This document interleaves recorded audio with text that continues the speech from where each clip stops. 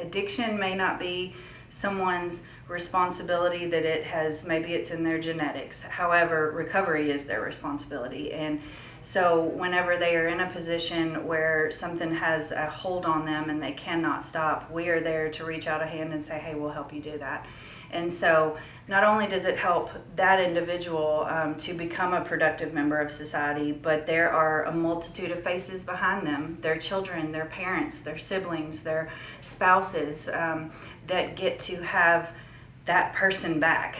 But the majority come in, whether they realize it or not, with a lot of mental health issues, whether they had the mental health issues and they use substances to cope, or whether the mental health issues came because of the addiction, which is many times the issue. And so everyone's mental health is different as well, whether that be grief, or they struggle from depression, or they have trauma, which many of them have trauma that they come into the program with. And we're trying to teach them a new way to live, because most of them come in and that's all they know. That's how they were raised, that's what they know. And some of the different traumas that they've experienced throughout their life, if you could sit in and listen to some of their stories, it is heartbreaking. And you think to yourself, I get it. I would have done the same thing. Like, just to escape the reality that is their reality. Anything that we ever get that's fundraising money or donations goes directly to the clients, because many of them come in with nothing. Whether they came from jail or homeless, or their families are like, we're not doing this anymore until you get help. They come with nothing, with the clothes they have on, and that's it. Our staff is passionate about what they do. Most of our staff have their own experience with addiction, whether it is their own self being in recovery, or a close family member. There is some reason that most of our staff has chosen to be in this field. There is a passion and motivation that drives them. One of our own little mottos that we've come up with as a team is that we want to love people back to life.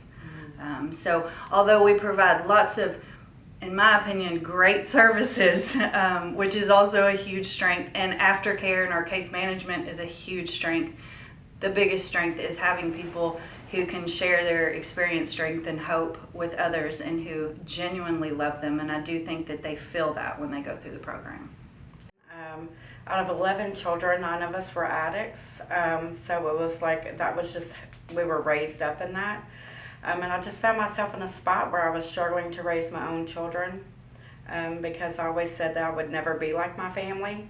And then within 8 years, I actually become addicted, and become everything that I said I would never be. And I needed to save myself to be able to save my children. I think the biggest impact I would say that Trilogy offered me was learning about the disease of addiction, because once I learned about that disease of addiction, I was better able to understand my entire family, including my mother. And so once I got an understanding of what the disease concept was and how it affected her, I was able to see that it wasn't really so much that her affection and love for me, that it was that she was sick and that she had a problem. And then I was able to find acceptance and move on from that, and the healing process was able to start with me.